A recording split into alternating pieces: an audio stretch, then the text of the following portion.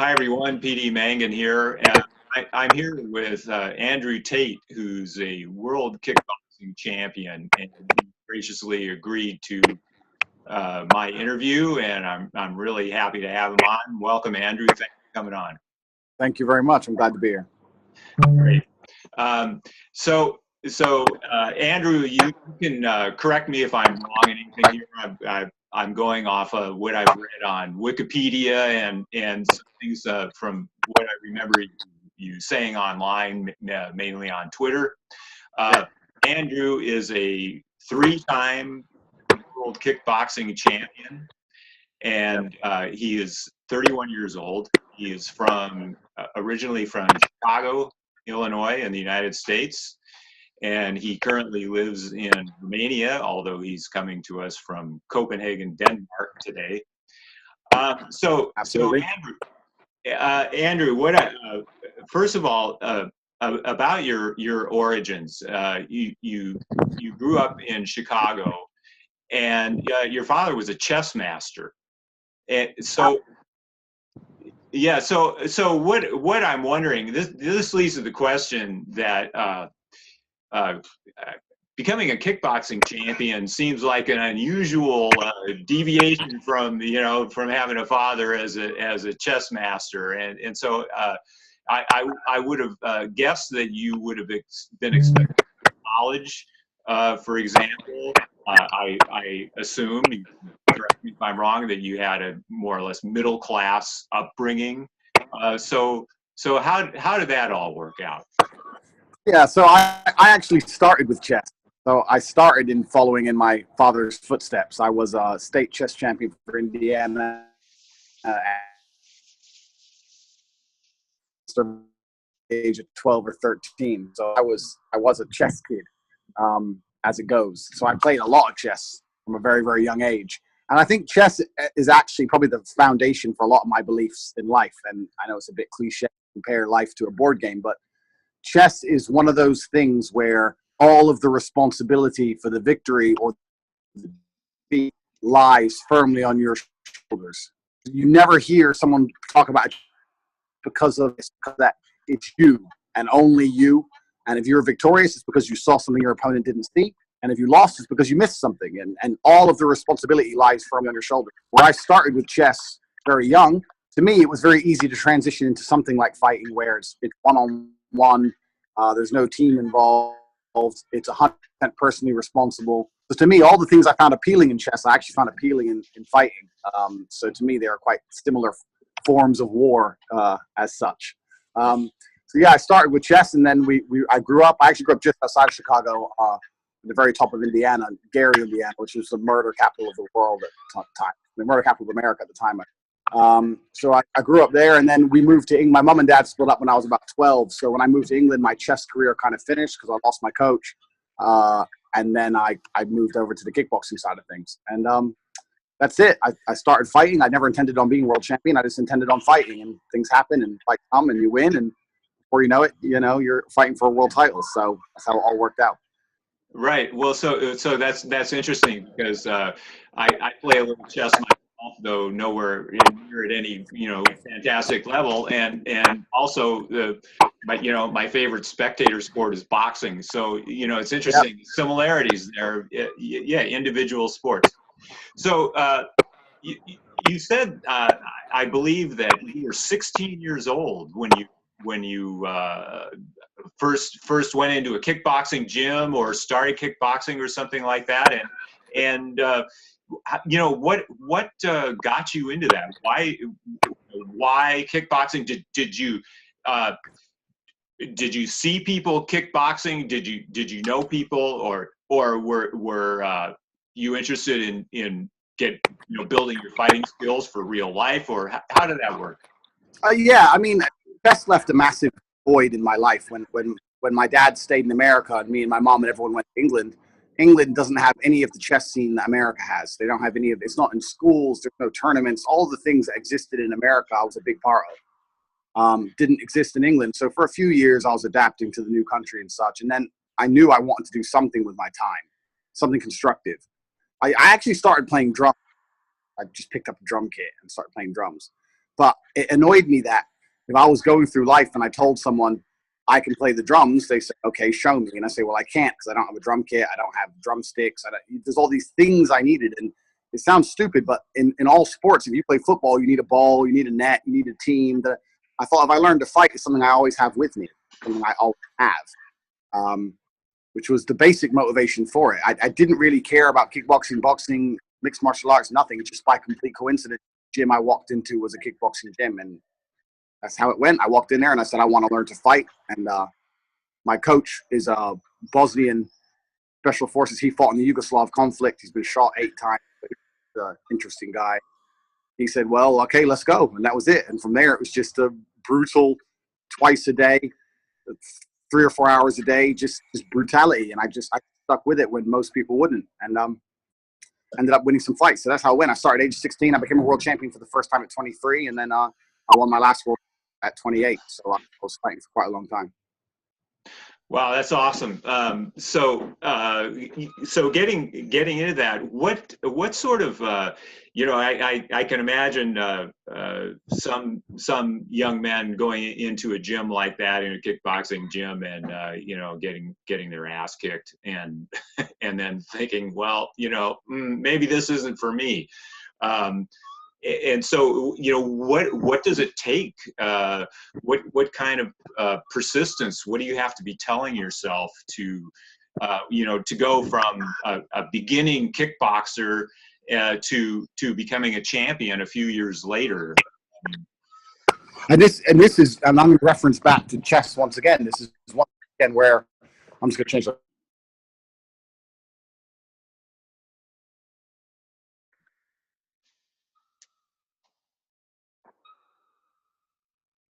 Where even if you need a coach to tell you, even if you need a computer to tell you, somewhere along the line you made a mistake. You can't lose in chess without mistakes.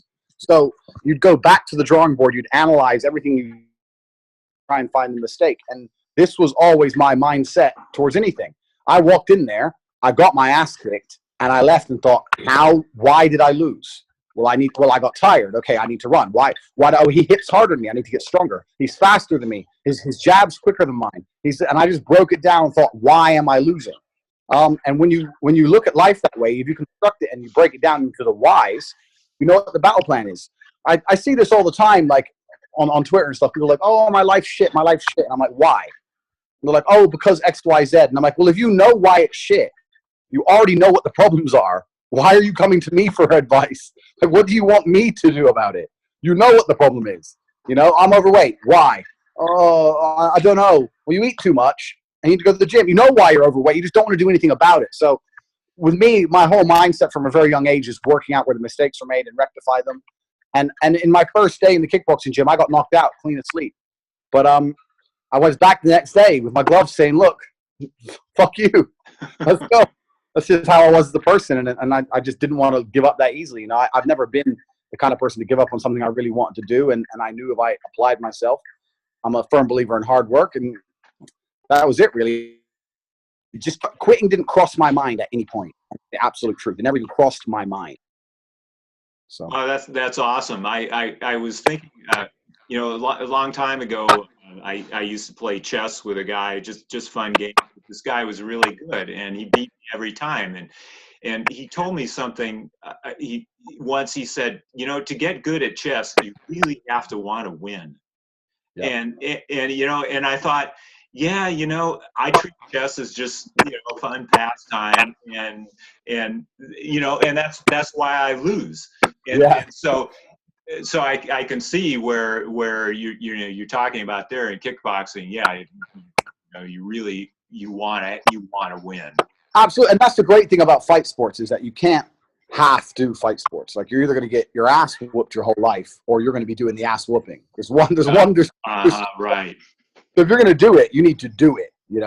So I decided I was going to be a fighter, and I decided I don't want to get my ass kicked. As simple as that. And in the gym, I mean, I've had plenty of injuries. I've lost fights. I've been hurt in the gym. It all goes through it. But you just have to have that attitude towards reflection and reconstruction and self-analyzation and no room for self-pity, because that's where it goes. Exactly what you said about people wanting to quit. They quit because they feel sorry for themselves. They go, I went to the gym. They're better than me. they beat me, I can't go, poor me, poor me. And that I've never had that mindset. I've never had the poor me mindset. Not a poor me guy. So it's always like, okay, they beat me. Well, I'm gonna change some things. I'm gonna go beat them.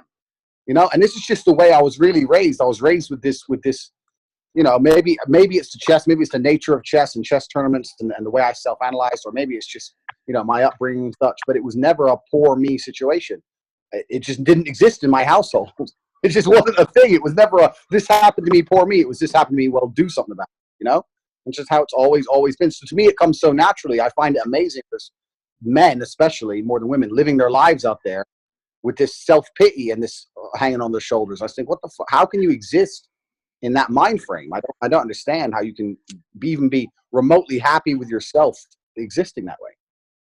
Well, okay, that's interesting. That gives us a good segue into what I want to talk about, what you wrote on Twitter the other day about basically, you said a lot, but I think the important thing to my mind was you talked about self-pity and excuses, and how people have this self-pity and excuses.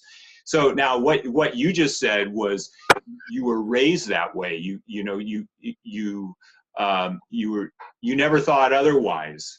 And so okay, so we're going to be, hopefully a lot of men will be watching this video that we're doing here. And, you know, what would you say to somebody who you know, who's had this mindset their whole life, who said, well, I can't do this because of, you know, like you say, X, Y, Z, because of this excuse or that. And, you know, what would you say to them? How can you change that mindset? What do you do? The key is this. The first thing you need to do is you need to find people who do not listen to your excuses. Like if I ever tried to say an excuse to my dad or anyone, he'd just look at me like, so, you know, like that doesn't matter. Even when I was fighting, if I was fighting, training for my last fight, I had a really bad ankle. I fucked my ankle up and I couldn't run properly. I said to Amir, my coach, I said, I can't run properly, my ankle. He goes, okay, let's just call your opponent and tell him that, you know, you have an excuse, so he has to go easy on you. Because he isn't going to. He isn't going to give a shit about all your excuses. If I get in the ring with him and he aims to kill me or hurt me as bad as he can, he's not going to pull a punch or think I better not hurt him because he couldn't train properly. He doesn't care. And life is the same. All your excuses do not change life hitting you as hard as it can hit you. Your excuses carry zero weight. And these people who are excuse makers, they have these support networks of people around them who listen to their excuses.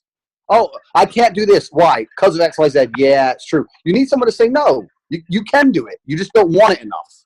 It's the absolute truth. Excuse makers have become in the habit of using excuses because there's people who will listen. And I've never had anyone who listened to my excuses. And life is exactly the same. I say to people all the time, you know, people go, oh, yeah, but this.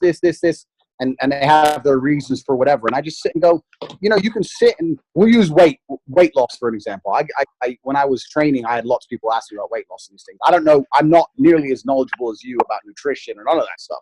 I just trained my ass off and ate clean. You know, I didn't know the ins and outs. But people would go, oh yeah, but I can't lose weight because this. And I say, look, you know, if you ate less calories, you worked as hard as I do in the gym, you would not be that size. That's a fact.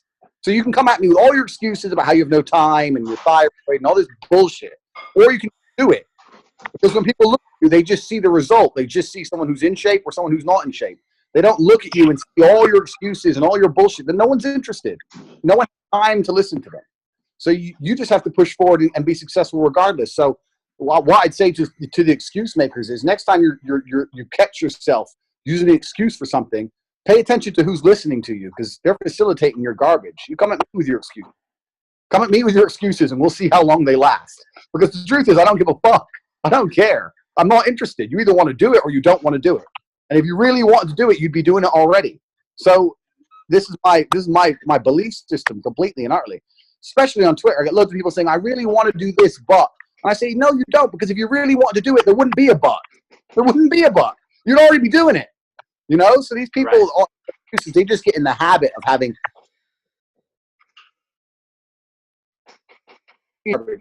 people facilitate this mindset. Yeah, you're right. You don't have to achieve X. because of your excuse. And it's garbage. It's bullshit. And the point of my thread was, we're all on the same human time scale. You know, if you're a full grown man, you're lucky to live to 80, 90.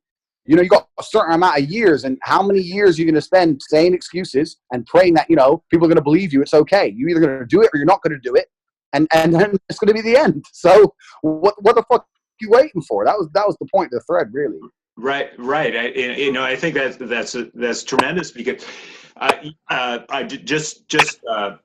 regarding, you know, using myself as an example and how I've gone through life, you know, these kind of excuses, like this happens because of this, someone is overweight because of this reason or something like that. You know, it's just totally pervasive in society as a whole, right? And it, you know, myself, it's only been in the last, you know, let's say 10 years or so that I've, you know, really, with the advent of the internet, I suppose, come across people like yourself who have this attitude.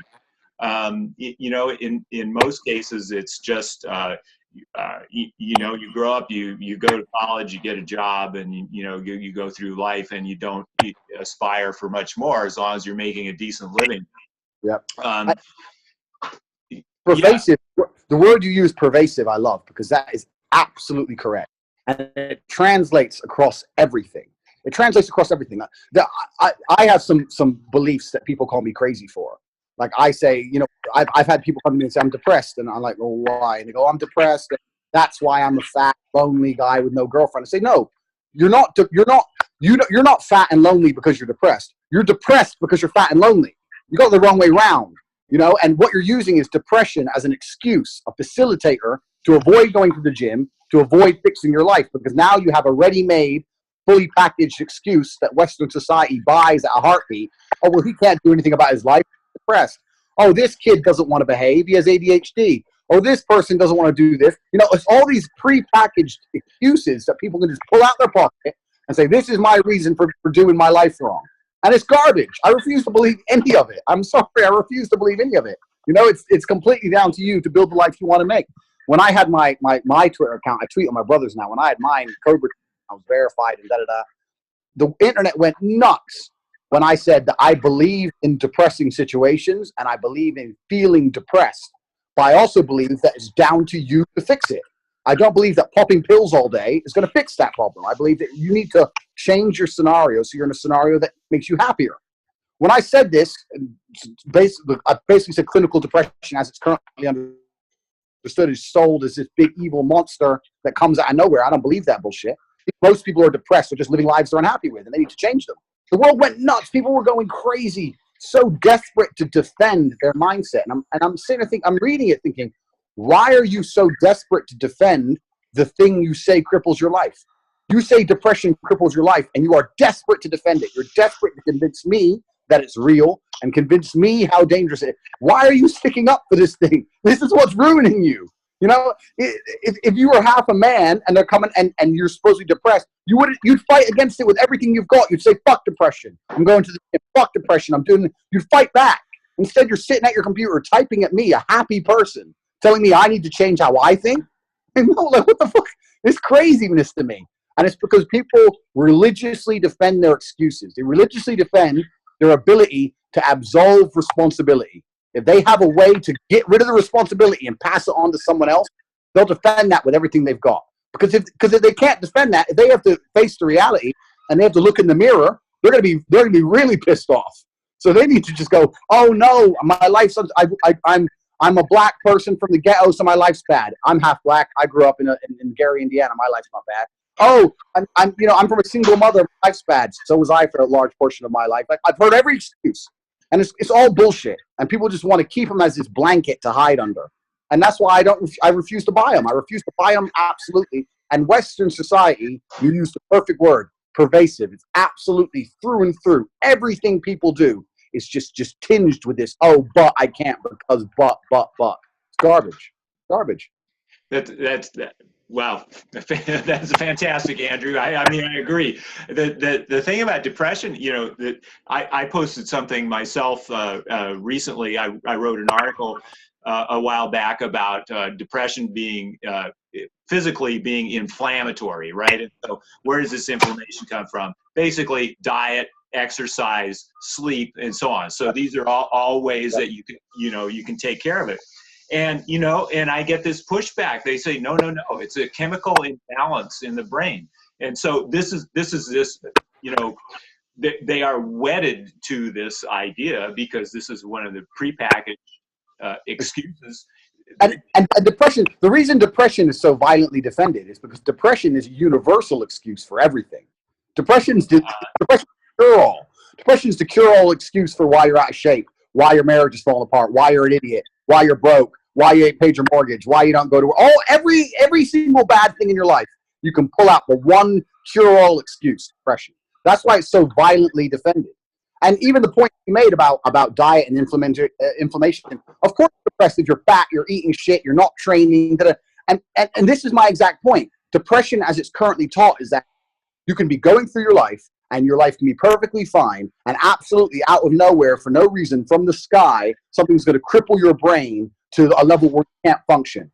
I don't believe that. And if that was the case, if it was the case the way they're teaching it in the Western world, depression would be universal across the human species. How come there's countries where no one has this garbage? If it's something that you can't help and it's nothing to do with your environment, and nothing to do with your diet, and nothing to do with your mindset, why are there in countries where they eat good and they don't live in a victim culture, are they not all depressed? Explain that to me.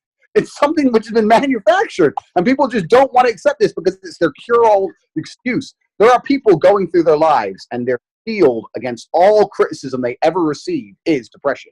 That's their shield. Why is X, Y, Z wrong with your life? I'm depressed.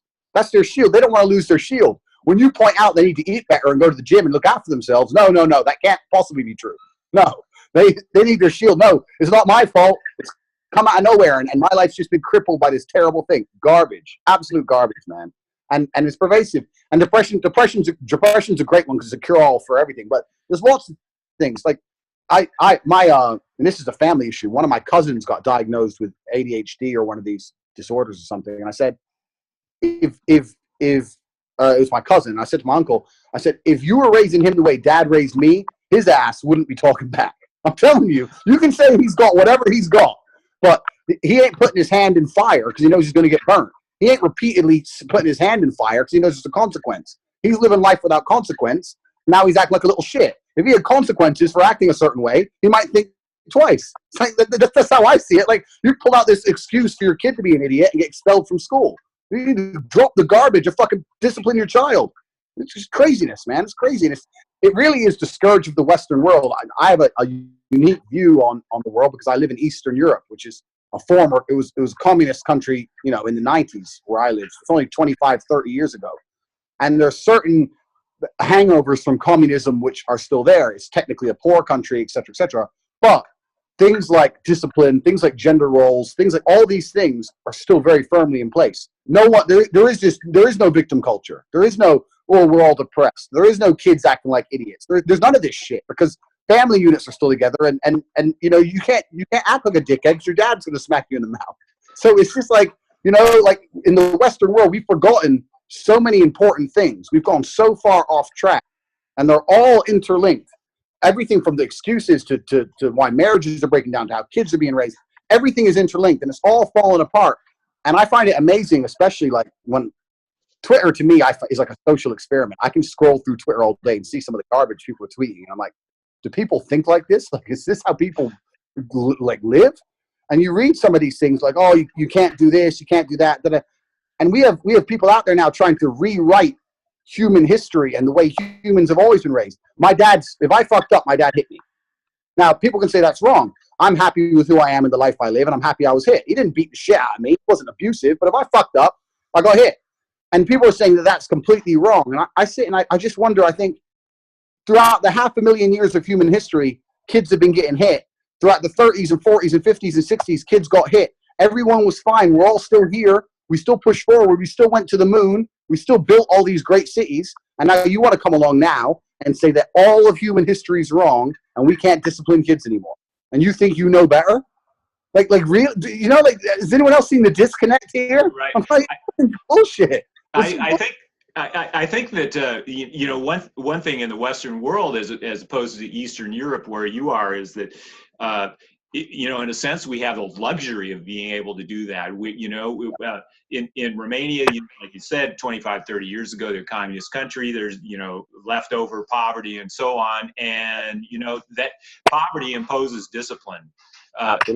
You know, and when you can do what you want, when you can lead a life of indiscipline, when you have your excuses, and you suffer few or no consequences from this, as far as, well, I still got my job, or I still got the, you know, welfare check coming in, or what have you, then, you know, then it keeps going on. What would, you know, so you went into kickboxing, and you persisted until and eventually becoming world champion. Yeah. What would you say to someone who, well, let me put it this way. Obviously, a lot of other guys were kickboxing, right? And they didn't all make it. Yeah. And so there's you know, there's some level of talent, innate skill. I don't know how you look like you're very big. I don't know how tall you are, but yeah, you know, so you got to have you got to have some of that. So what do you say? Not just in kickboxing, but in any field of endeavor. Somebody really wants to do something, but maybe they don't have the talent. Is that another excuse, or how do you see that? Talent certainly helps, but I'm telling you, it doesn't matter whether it's golf, it doesn't matter whether it's kickboxing, it doesn't matter whether it's chess, anything else. 95% of it's hard work. There is no talent without hard work. You can't realize talent without hard work. Because even if you're going to argue that I'm more talented than someone else, that's fine. But we have to have both done the same hard work to realize that. If I've done no hard work and this guy's trained for 10 years, fantastic then that's talent. You know? So talent is a slight edge after the use of hard work. So people say this to me a lot. Like, people go, "Oh, Tate, you have money because you're lucky. You're a fighter." I'm like, lucky? I'm a fighter. That's an easy job. You think I'm lucky I'm a fighter? You think getting up and running and training and breaking bones and literally risking my life and losing 10 kilos in a week and all this bullshit, you think is easy? Like, people don't, like, connect. Like, "Oh, yeah, but you're talented." I say, how would I know I'm talented unless I fucking trained for all these years? You don't know these things. So, absolutely. I think the difference between those who are truly successful in something and those who aren't, a lot of it's down to just the basics of having your life in order. Like, I know one of my biggest assets is my brother. I'm very lucky to have my brother. Me and my brother are closer even than twin brothers are. We work together, we live together, we train together, we share a bank account, we'll never live apart. Like, and I was always lucky to have someone like that, because I always had that masculine energy around me to keep me focused on the right things. Like, if I split up with a girlfriend or something, nothing could distract me from my mission. You know, me and my bro, we were always getting stuff done. So I was lucky. But in general, a lot of it's down to just who you surround yourself with, how you view your life and your priorities and your relationships and stuff. You know, the number one thing I've seen from a lot of fighters who fall off is just shitty girlfriends, man. I've seen some amazingly talented dudes just lose careers because their girlfriend's an idiot, and she's giving him stress, and he's trying to keep the relationship working, and da-da-da. This is sometimes I say things about girls and women and stuff and things on Twitter, but I've seen it. I've seen probably the number one thing I'd say that ruins fight careers, especially, can be a toxic relationship, because the stress you're under, you're in a very masculine environment. It's very testosterone fueled. Then you're under huge stress for your upcoming fight, and then your girlfriend wants attention too, and it can all just spiral down into nothing. So there's a lot of little things, but just me personally, I always had my house in order. I always had my priorities in check. You know, I always just decided, you know, if I'm going to fight, it's going to be the number one thing I do. I'm never going to have anything else that equals this in volume, in regards to importance, because it's my life, it's my health, it's my safety, it's everything. So I was just good at prioritizing, I guess. And it's the same with everything. If you prioritize something, you're going to do well at it. It doesn't matter what it is. If your number one priority in the world is scuba diving, you're going to do a lot of scuba diving, you know? But if it's priority number 7 or 8, you ain't going to get much done. So it really is just down to just prioritizing. And I think a lot of people, in fact, I'm going to say this now. What a lot of people want, they don't want what they think they want. They want the benefits of what they say they want. So I've realized, like, people come to me and go, "I'd love to be a fighter." And I say, "No, you wouldn't." They go, "Yeah, I would. I'd love to be able to fight." And I say, "Well, that's not true, because you don't fight. So it's not true." And they go, oh yeah, but I'd be able to do X, Y, Z, and I'd feel more confident. I say, yeah, but you don't fight. So what you want is all the benefits without any of the hard work. And what's crazy about that is there's not a single skill in the world where I wouldn't take the benefits without the hard work. If someone could come along like the Matrix and plug my brain in and say, do you want to know how to be a fucking freestyle ice skater? I'll be like, yeah, sure. Click the button. Yeah, I can ice skate now. But I don't want it enough to go and learn it. Do you know where I'm coming from? And this is how people are. People, I want the benefit. They think of all the benefits they want, but they don't want any of the work and everything else that goes into the benefits, which is a garbage mindset. Because if that's the case, I want all the benefits of everything. I wish I could play basketball and all these other fucking stupid things I'm not going to do. If you could just download it, it doesn't mean anything. If it's easy, if it's easy, everyone can do it. The only reason they have value is because they're difficult to attain. It's the only reason they have any value, and people don't want to do that connection. Like, oh, I wish I could fight. It's like, well, if you want to be able to fight without ever training, that means everyone can fight. So then who gives a shit? It doesn't mean anything anymore. You know, like the difficulty is what gives the value to the skill. And people are so shunned from the difficulty. They're so like shying away from the difficulty, but they still want the skill, and they don't understand that the skill won't have a value if it's any other way. Am I making sense, or am I rambling? No, you're totally making sense. I think it's a great point. I think you're really putting the idea of talent into perspective. That it's only developed by the hard work, and you know, maybe if you're talking about you know, I don't know what, if you're going for an Olympic gold medal and everybody's trained equally, if you're in the top 0.1% of the elite, yeah.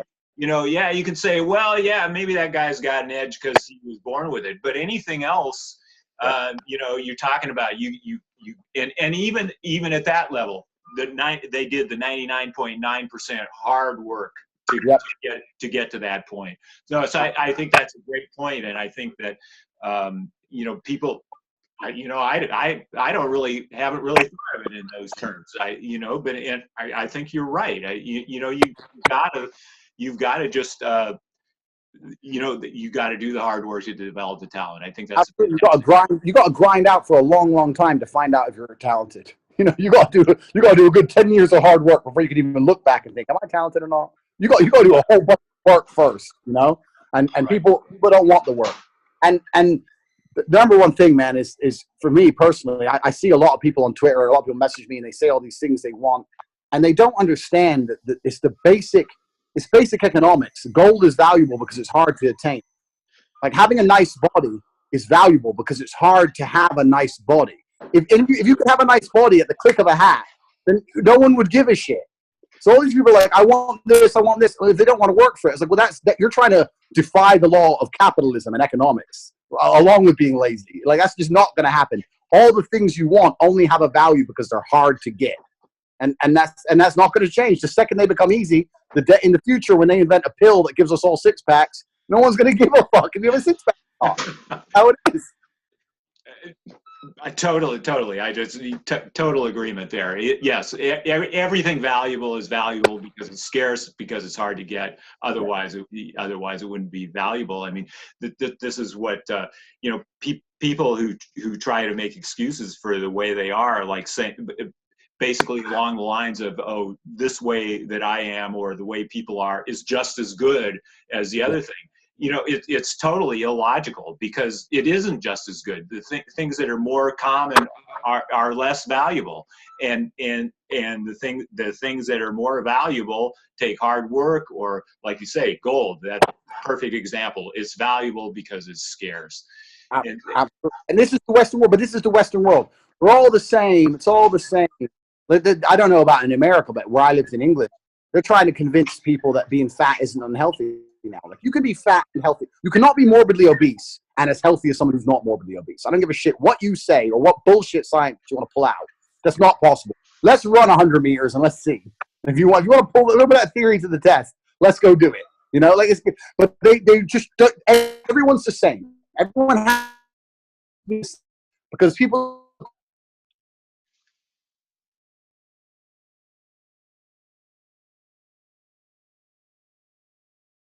Got completely upset.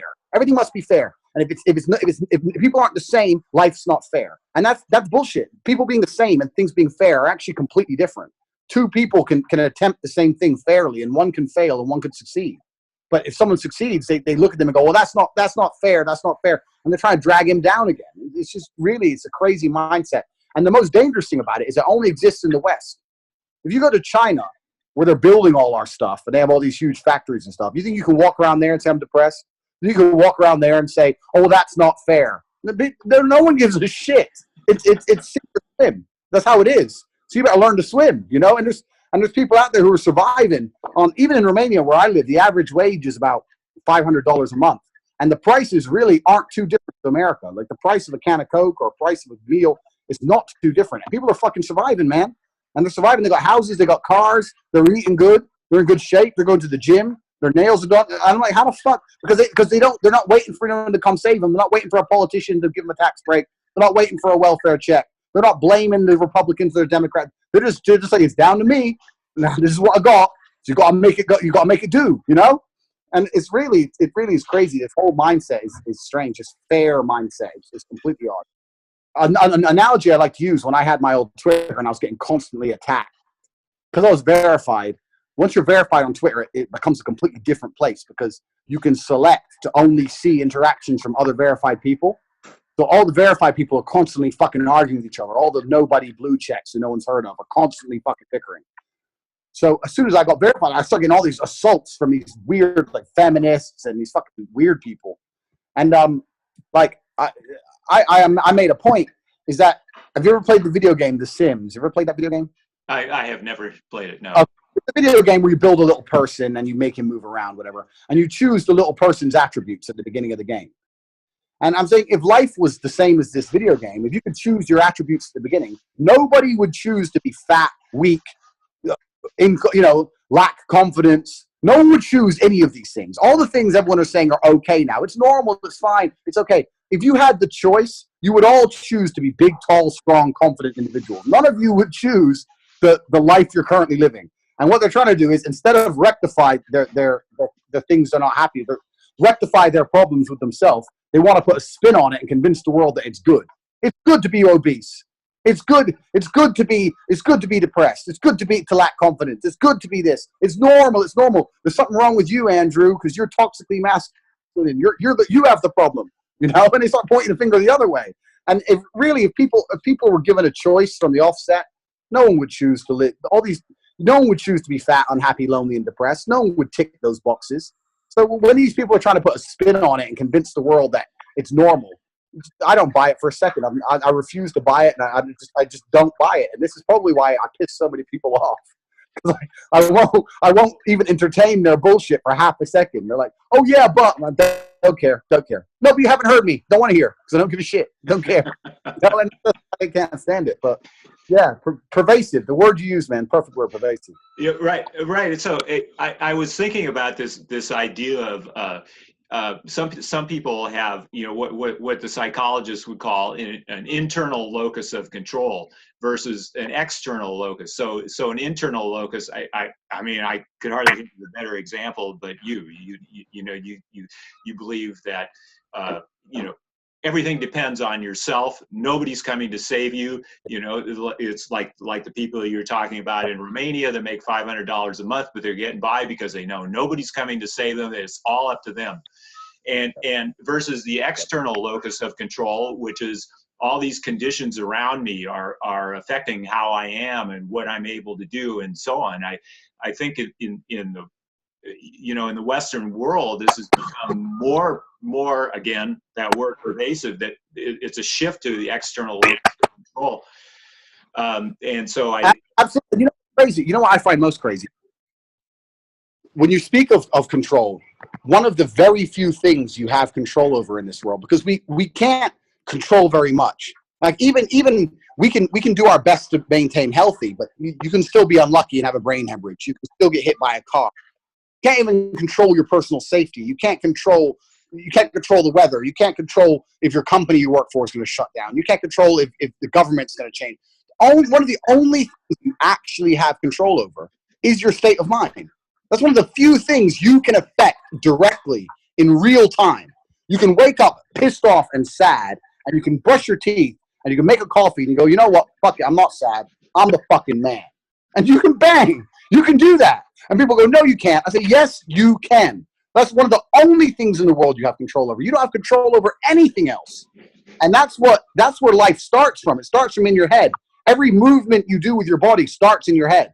The weights we lift starts here. We get up and we prepare ourselves to do it. It all starts in your mind. That's the only thing you actually have control over. And if you refuse to control that, if you refuse to control the only thing you can control, and then you want to complain that life's kicking your ass, I'm sitting there thinking, well, what the fuck did you think was going to happen? You know, you think there's other people out there in the world who wake up and go, you know what, I want to make Andrew's life better. No one wakes up giving a shit about my life but me. No one wakes up and goes, you know what, I really want to get Andrew a hot girlfriend in a Ferrari. I'm going to go out my way and no one's going to do that. So if you're, like you're saying about these external control mechanisms, people are like, oh, well, I need this to do this, or I'm hoping this happens for this. People are praying for all this shit. No one is coming to save you. There is no superhero to your life. It's absolutely down to you and your state of mind. The only things you can affect. I'm a massive Trump fan. I'm a huge Trump fan. But I also understand that under Trump, who I believe is the greatest politician ever, but my life hasn't really that dramatically, my life hasn't changed. I mean, I enjoy watching him piss everyone off. I'm happy there because I think he deserves to be there. I respect him. But my life day to day hasn't changed. Like, that's the biggest political upset you could possibly hope for. And that's the most masculine politician we've ever had. And still my life hasn't changed. So if you think anything else is going to change your life externally, you think some other president's going to change your life, or some other change from some other shit, down to you, absolutely. And the only thing you can control is your own mindset. This is why I don't understand when people say I lack motivation. So you lack motivation to do what? To live a life worth living? You're that unmotivated? You'd rather have a shit life? Like, you'd rather... I just don't understand it. I'm like, you're waiting for someone to come along and drag you to the gym every day for the rest of your life. That's what you want. You want to message me on Twitter and me convince you to go and fix your life. That's not my job. And that's no one else's. Unless you're going to start paying me money, then I'll think about it. But otherwise, unless there's some finance involved, the only person who's going to give you the motivation you keep looking for is yourself. And once again, down to absolving responsibility, getting rid of excuses, looking in the mirror and just taking responsibility for your life and your actions. But people don't want to do it. They don't want to do it. Even like crime. You watch crime and criminals and stuff like, oh yeah, I shot him in the face 10 times, but I'm from the hood. Like that's an acceptable excuse. Like you shot him in the head 10. Like, what the fuck? What do you mean you're from the hood? Who cares where you're from? You knew what you were doing. You know? Once again, people got their excuse card ready, and that's the Western world, man. It's crazy. Right. I think that well, for me, following people like yourself and you know, some others on Twitter has been tremendous for me, in that you know, people talking like you, as far as you got to motivate yourself, you got to do it yourself, nobody's coming to save you, and so on. For most people, this kind of other attitude that we've been talking about, you know, it's everywhere, and they don't.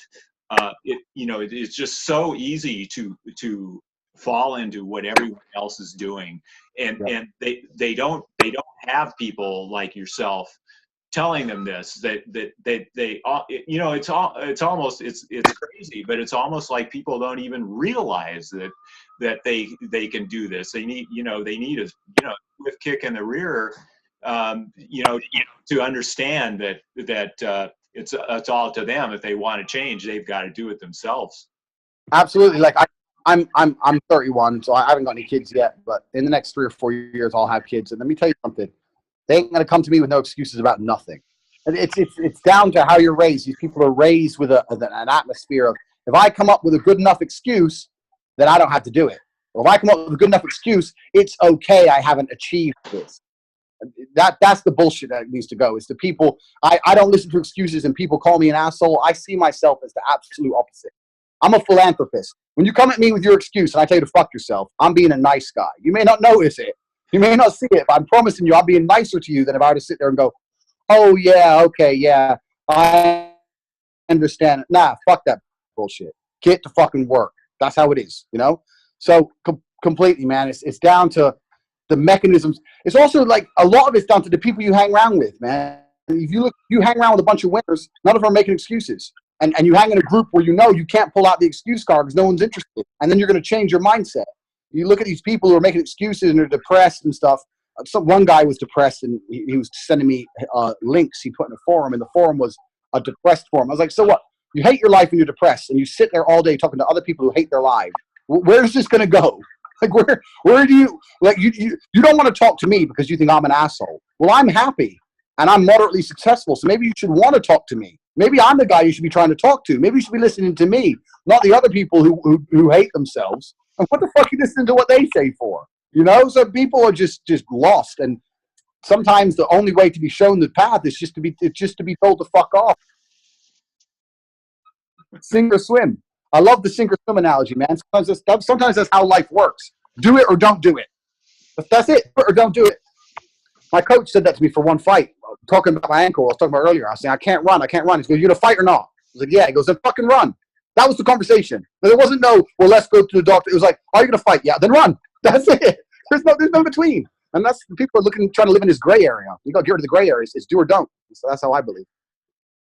Well, that's awesome. I think we're going to wrap it up here now, Andrew. I wonder. So I want to ask you just one or two more things. So what's in your future now? What do you have plans for? I'm considering a comeback to fighting. I officially retired, but I might be coming back next year and do 5 or 6 more fights. So we're going to see what happens with that, and then so I might be coming back to fighting. I want to have kids when I'm about 33, 34. So I've got a couple more years of running around being a playboy and acting silly. That's it, man. I sit on Twitter sometimes, piss the world off, and I travel. You know, I do a bit of work and stuff. But all in all, I'm kind of enjoying.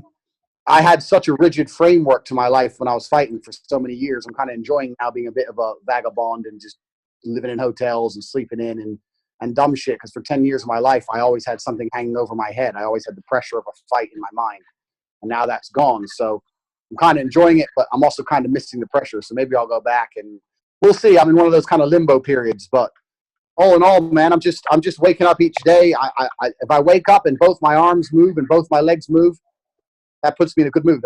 I've seen too much fucked up shit. There's too many people in the world now who their houses are getting bombed somewhere in some country no one cares about. And, you know, if you wake up and the people you love are still alive and your arms and legs are still moving, that's enough reason to smile, have some breakfast, and just enjoy life. And that's how I look at it, man. I just try and stay super positive and just be a happy guy and piss everyone off on Twitter. And that's about it. Man, that's a perfect lesson there to wrap up with. You know, thanks so much for coming on, Andrew. Really great talking to you. I think your message is fantastic. No excuses. It's all within you. It's no one's coming to save you. It's under your control, and you've totally showed that's the case. You've made yourself into a world champion and the man you are, and it's awesome. Thanks so much. Okay. We'll talk to you later. I'll stop the recording now.